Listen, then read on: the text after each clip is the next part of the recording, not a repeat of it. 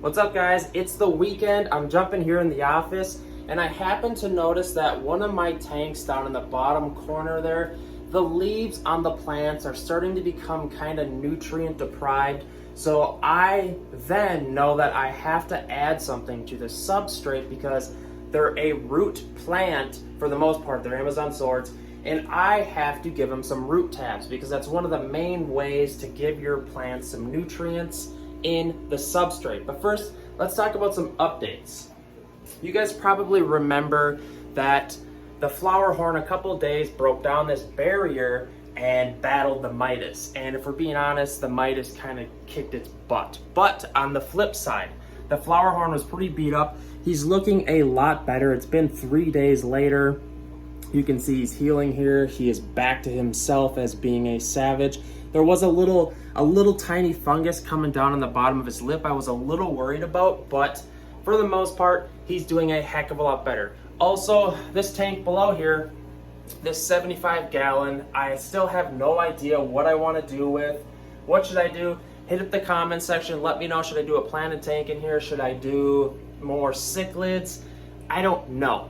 Also, this is kind of going to be a little weird here. I'm ready to give my piranhas away. So if you're local, I don't even want to put them on camera, but if you're local, I am looking to get rid of the piranhas. So let's talk root tabs. The 40-gallon breeder is full of Amazon sword plants, like I said, and you can kind of just tell that the foliage and the leaves on them are just kind of starting to die back. This is where I was trialing if I could not use root tabs because this tank does have kind of a sand/dirt mixture, but the plants are kind of sort of telling me that I need the root tabs. So if you just keep an eye on the cosmetic appearance of the foliage and leafage or whatever you want to call it on your plants, they will pretty much just tell you when they need nutrients. So today we're going to DIY some root tabs, and the reason I don't buy from other manufacturers like Aquarium Co-op or the Chem ones is because I can make them myself. Some people say that you get a spike in ammonia when you DIY root tabs. I've never had that happen. You just want to make sure you get them deep enough in the substrate. I'm going to quit blabbing. Let's get this DIY going. When I DIY my own root tabs, what I go with is the pelletized Osmocote, which is essentially pelletized fertilizer for like indoor plants, and I put it in a 00 gel capsule. A person might believe that it's a lot more complex than this, but it's literally this simple. I bought a giant bag of gel capsules and pelletized Osmocote on Amazon, and I have enough to do root tabs for probably maybe the rest of my life. So maybe turn up some music and just sit back and just start packing your gel capsules full of the pelletized Osmocote. One more thing, guys, this is a hack. You should puncture a hole in the side of the gel capsule. That way, when you go to put it inside the tank, the air trapped inside of the capsule doesn't make it float. You can, this way with the hole in the side of it, you can squeeze out the air and it will sink a lot easier. Now that we have built up a fair amount of root tabs, it's time to put them into the aquarium substrate. Plan on putting them between 4 to 6 inches within each other, and it really depends on how many rooted plants you have in your tank, remember.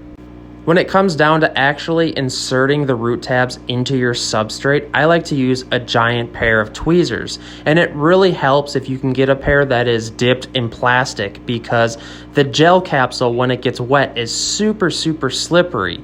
Within a little bit of time, you'll become an expert at inserting these root tabs into the substrate. Once in a great while, they will slip out, and that's where puncturing them with a pin really helps to release the air out because they want to float. Right there, you saw me squeeze out the capsule, and that's actually squeezing out the air.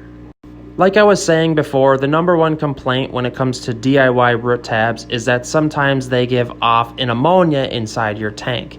I would say to battle that, you're going to want to put that root tab probably as deep as you can possibly get into your substrate. And I also know that you might have more issues if you have too shallow of a substrate. I feel a lot better knowing that my stem plants down there actually have something to feed on. It was kind of a weird feeling knowing that you're like starving your plants, but at least they have a way to tell us that they need more nutrients by kind of like dying off a little bit.